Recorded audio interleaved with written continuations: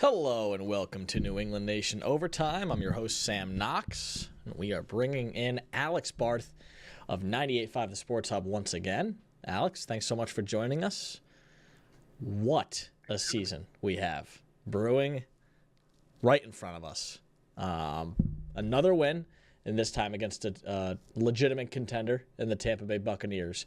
What are your initial takeaways from the game? We'll start there. Yeah, I think, look, while some Patriots fans may be annoyed by the weak schedule talk, I think it is valid. They have not really, since Buffalo, played a team that projects to be a playoff team, much less a contender. And they're beating up on those teams, which is what you want to see them do. You can only play who's on your schedule. So I don't think it lessens it to any extent, but I also think there's something to be said for what does it look like against a higher caliber team? A Buccaneers team that, while banged up, is still tremendously talented, is an experienced team, a well-coached team, a team that knows how to come from behind, win close games late, going down there in the heat and humidity and the rain of Florida to do it. It was a different level of challenge for this team, and they passed it. And it wasn't always perfect, but Tampa's in the NFC, so this doesn't apply to them directly, but that's the caliber of team. If you're looking for the Patriots to make noise in the playoffs and not just, oh, they're in the playoffs, this is fun, but actually, win a game or two and maybe make a run, that's the caliber of team they are going to need to beat. And they went on the road and they beat that team in a close, hard-fought game. So for the big picture of it, right, can this team be more than just a fun story? Can this team be more than just a turnaround? That kind of win shows you that, yeah, they have it in them. Yeah, 100%. And I mean, I think that the thing that stood out to me, when looking at the record kind of from taking a step back today, was they're 5-0 on the road, which is pretty impressive. I mean, you got to win games. You got to win on the road. You got to win at home too. But, I mean, 5-0 on the road, and two of those games, like we just mentioned, are the Bills and the Buccaneers. So their ability to go on the road and win games is pretty impressive as well. Yeah, it has been, and they're going to need to win games at home too. Coming into this year were the worst home team in the NFL. They had the fewest home wins in the NFL going back to when Belichick was here. Mm-hmm. So you got to take care of business at home first and foremost, which is something they really struggled with. But to go on the road and win tough games, it shows character, it shows fight, it shows grit. A lot of those things that we heard about when Mike Vrabel was hired. For sure. How good can this team be? I mean, it's funny because now ESPN and a lot of the national sports shows are kind of picking up on the Patriots now. How far, and it's hard to say, right? It's a tough thing to do, but where could you see this team going? How good can they be? So this all comes in the context of the AFC as a whole, and I don't mean this to diminish what they're doing, but they're ahead of schedule. Mm-hmm. I don't think anybody would disagree with that. This is, depending on how you want to look at it, coach, quarterback, year one or year two of a rebuild, you're usually not a serious contender to come out of your conference till year three. Mm-hmm. That's just how those timelines typically go. And you look at the teams that get ahead of schedule, they can sometimes fall back, like the Commanders. So it's not a big picture thing, but this comes as the AFC as a whole is weaker than it's been. Mm-hmm. When people talk about, well, who are the best teams in the AFC, and I think some of the regular names that got thrown out there, the Chiefs, the Bills, the Ravens, when Lamar Jackson is healthy. I know their record maybe doesn't indicate that, but when Lamar Jackson is healthy, they are a threat, and they can still climb their way back into the playoff picture. But none of those, so those are the three teams that a lot of people put out. And then you hear, well, okay, but the Bills aren't as good as they've been in the past, and the Chiefs aren't as good as they've been in the past, and that's true too. Both things can be true. They can be towards the top of the conference and not be as good as they've been the last, I don't know what you want to call it, 4 or 5 years. Mm-hmm. It's kind of been the haves and the have-nots in the AFC. It's been the Chiefs, the Bills, the Ravens, occasionally the Bengals when they're healthy, the rare occasion that they're healthy for full season. And then everybody else is really kind of tracking behind them. And there's been a gap. And it's been the haves and the have-nots. It's been the it teams and everybody else. Well, everybody else is caught up. And some of that is the it teams falling back and the ebbs and flows that come with the NFL. And these have-not teams starting to add talent and get better, whether that be the Patriots, the Colts, however much you want to believe in the Broncos to varying degrees. So that's all to say, to get back to your question, how far can the Patriots go? In theory, to me, they can go far, because I don't know how many teams you look at in the AFC as definitively better than the Patriots. Right. Now, there aren't necessarily that, are the Patriots definitively better than some of those other contender teams? That might not be the case either. Like, it might be a coin flip against a team like Buffalo. But you don't look at it. I don't look at the AFC. Maybe the Chiefs, just because they're so experienced in these spots. And if they do win the division and they do get home games, that is a tough place to play. Maybe that's the one team you look at and say, yeah, that's the end of the road for the Patriots. They're not getting past that exit on the highway. But that's a maybe. And then everybody else, again, I would need more information. Where's the game? What's the conditions? Who's hurt? Like, I don't know if there's that many teams that you point at and you simply say, well, that team is better than the New England Patriots. They can't get by them in the AFC. So it's a really competitive conference. And if you get hot at the right time and you're healthy, and, knock on wood, I know they had a 15-player injury report today, but the Patriots have been relatively healthy this year. I don't look at any teams that can definitively get in their way as things are constituted right now with, still half a season left to play. Right, yeah, and and you make a great point, right? I mean, the Colts, Daniel Jones is starting to kind of come back down to earth a little bit. Yeah, the Colts are not definitively better than the Patriots. Right, no, for sure, and I would agree with that. And I think,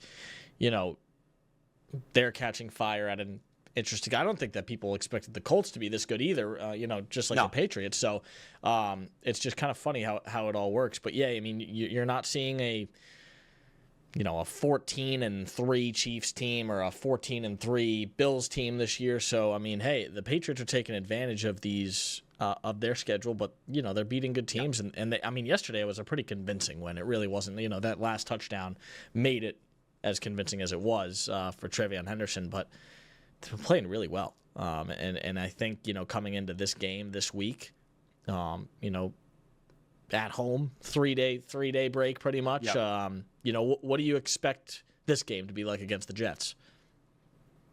Look, divisional games are always weird, and you look at what happened to the Bills this week against the Dolphins. Now, the Patriots will be at home, but they have the variable of it being a short week, and they got a little banged up. They should win this game. It would be a major disappointment if they don't, especially because the Bills get what's probably going to be a very angry Tampa team on Sunday.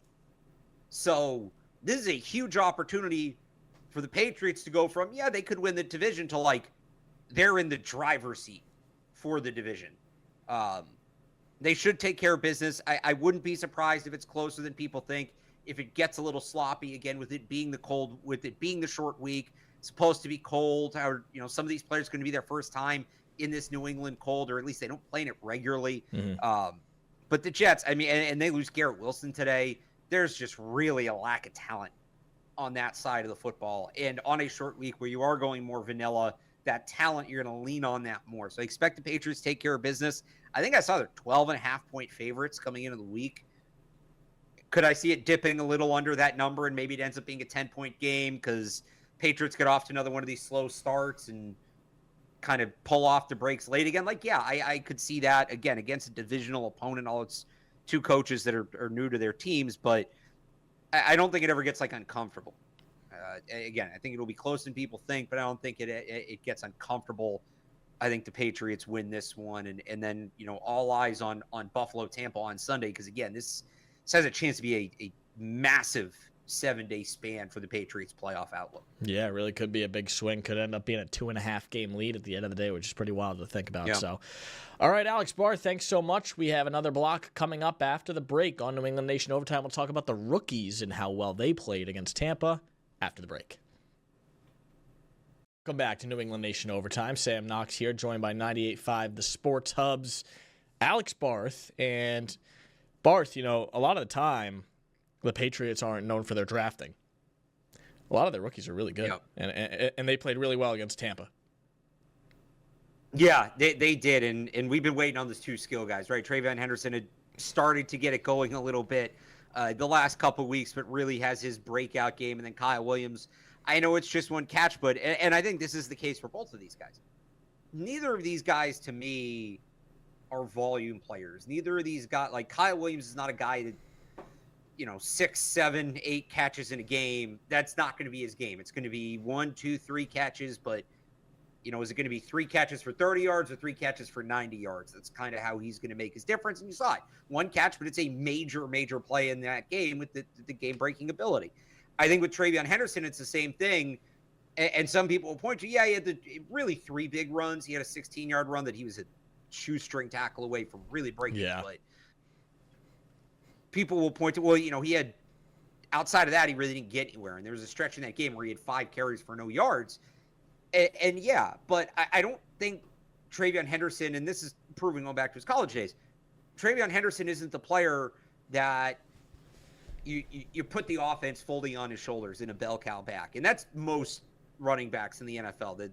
The workhorse back is kind of a dinosaur. You have Derrick Henry, you have Saquon Barkley, but they're really few and far between. TreVeyon Henderson's a guy you put in after the body blow back does some work, and you try to hit these big explosive plays with him when the defense is worn down. And he did that. He also had to do some of the body blow work in this one, but when you get, Terrell Jennings or Ramondre Stevenson ideally back, those guys will handle that role, and then you keep TreVeyon Henderson a little bit fresher. So I think you got not just both guys having a good game, but you saw where they can make the impact and how they can make the impact. And as you get into the second half here, you're going to hope you see that a little more regularly. Again, I don't think Kyle Williams or TreVeyon Henderson ever are going to be successful high-volume players. I don't think they need to be impactful players and meaningful players for this football team. Yeah, you saw yesterday, like you said, right? Kyle Williams with that one big catch. You got guys like, and correct me if I'm wrong, but similar players, Mac Hollins has got a little bit of that to him, where it's not like super high volume. Kind of. He's not a high volume player in a different way. He's still a guy that, he makes an impact in other ways. You look at what he does as a blocker, and he can be on the field for 40-something snaps, 50-something snaps, and find ways to contribute beyond the catches, because he's not a guy that, look, he caught the deep ball yesterday, but he's not a guy that's going to be like this big-time explosive play threat. It's one's, you need both. I don't think one's better or worse than the other. It's different roles. Yeah, for sure. It's all meshing well. If you think about the free agent signings on top of the draft picks, it seems like an A+ out of the park. They knocked it all out. Guys like Milton Williams, Robert Spillane. The defensive players that they got on top of the culture guys that they got with not only, Mac Hollins, but Stephon Diggs too, on top of the talent that he has as well. So. And talk about the culture thing, Diggs going out there and recovering that onside kick. I said this after the Bills game, and I think it's applicable again here. Upsets happen in the NFL, and it maybe at the time that looked like more of an upset than we thought, but this might have been, honestly, looking back at this take now, it's maybe a sign that of what was to come.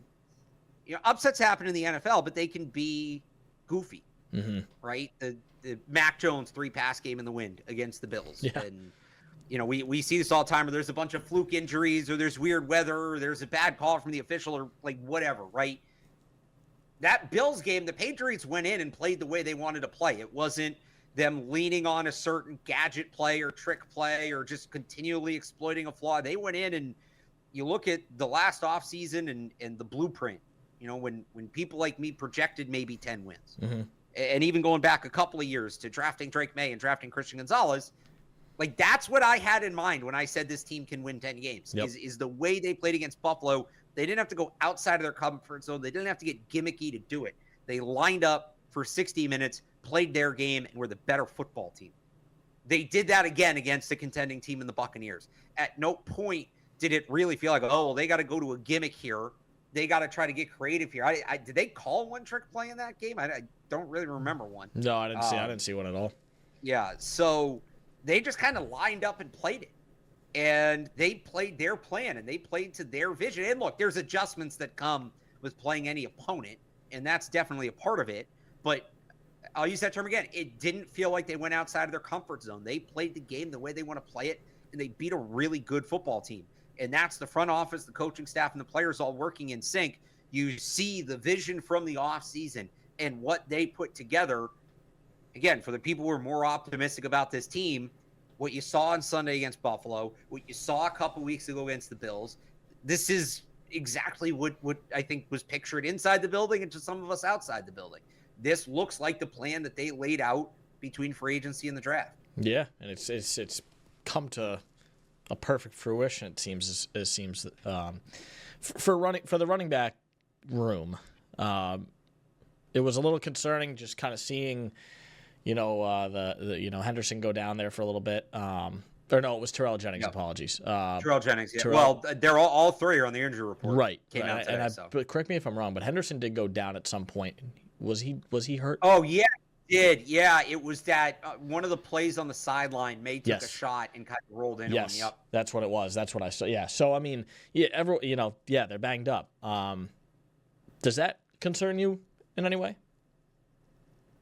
I mean, it has to, right? This is a team that needs to run the ball to be successful. They can't be that one-dimensional for that long. As good as Drake May has been, it is late in the year, though, and this is why running back depth is important. Mm-hmm. Anytime you think you have enough, you probably need more. So it's going to be a challenge. It's concerning in the sense that it's a hurdle they're going to have to overcome. That I said it earlier. Again, knock on wood.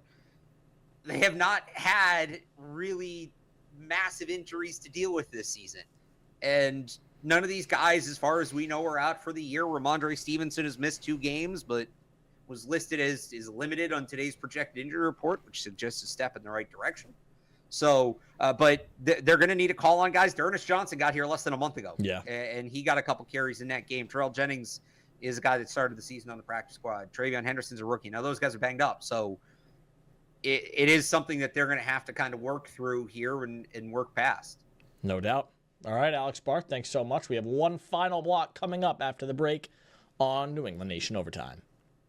All right, welcome back to New England Nation Overtime, our final block here after the Patriots defeat the Buccaneers in Week 10. And we got Alex Barth, 98.5 The Sports Hub, is joining us once again. I think it's his second New England Nation Overtime. We always appreciate the time.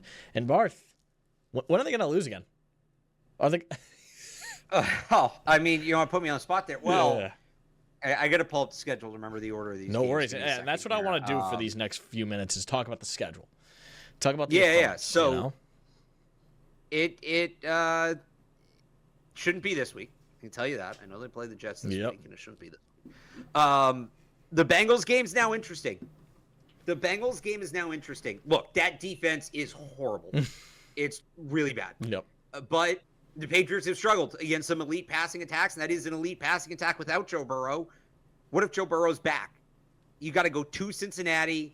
You also beat them last year in the opener in a game that ultimately kind of kept them out of the playoffs. That's a tricky one. The Giants, to me, some people have called that a trap game. I don't see it, especially after today with Brian Daboll letting go, getting let go.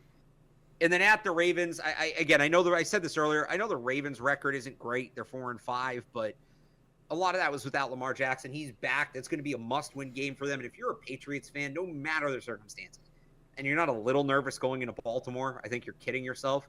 So, the Bills game. The Bills game's in there too, and that's going to be an angry team looking to get revenge. So I look at the Bengals game. I look at the Bills game. I look at the Ravens game.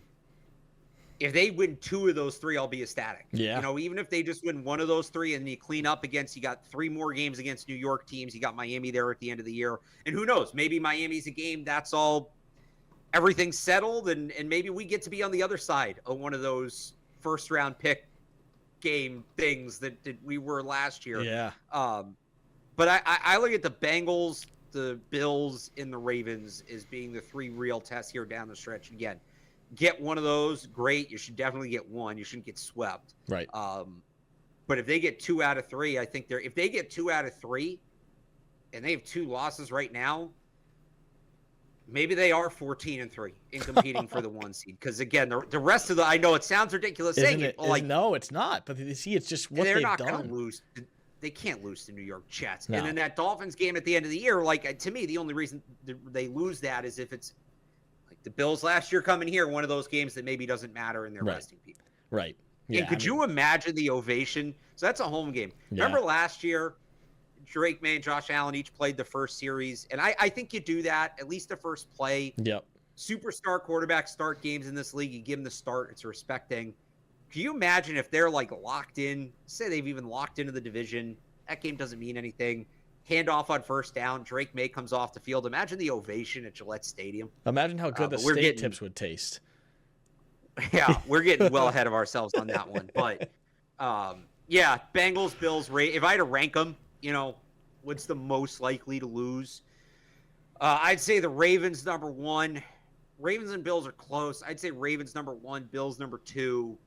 And then the Bengals would be a semi-distant third. But the gap between the Bengals and I guess the Giants would be the 4th most likely loss, but you're talking about a significant, sizable difference there. That's a huge one. Yeah. So, 14's on the table. It really is unbelievable. And, I was talking about the Chargers game last year being less than a year ago and just seeing how far they've come from that performance and how good they are now. It's crazy. It really is. It's unbelievable. And credit to Vrabel and credit to the coaching staff. And credit to the front office, too. Look, and some of that is Vrabel and Cowden and Stretch and Elliott Wolf, but, they took some chances. Yeah. They didn't get here without risk. They turned over more than 50% of their roster from Week 18 last year to Week 1 this year. That's unheard of. That is unheard of. That usually you're up the high 30s, low 40s is considered significant roster turnover. They were over 50%. And look, you might hear that and say, well, the last year's roster sucked. Of course, they turned it over. But there's something to be said for, the chemistry of it. And you bring in that many new players and get them all on the same page and get them all bought in and get them all learning a new system and things like that. And that's not easy to do. And you could say maybe they had to do it because there really wasn't much to work with on last year's roster. But having to do it and executing it at the level they've executed at are two different things. And again, the level I expected them to be better this year than they were last year. And that's not that high of a bar. For them to be this much better, this quickly, and even look, Sam, you go back to Week 1. Yeah. And they lost kind of badly to what turns out to be a pretty bad Raiders team. Now, look, Week 1 in the NFL is always weird. Go back to the season ago. They beat the Bengals, right? That's two very odd Week 1 games. But the rate of growth is just unbelievable. It is, and it's great to see. Alex Barth, once again, thanks so much for joining us on this edition of New England Nation Overtime. Big one against the Jets on Thursday night. Should be a packed and electric house at Gillette Stadium. Alex, thanks once again, my friend. We'll see you up there at Gillette. Thanks for having me, guys. All right. That's New England Nation Overtime. Thanks for joining us on 12+.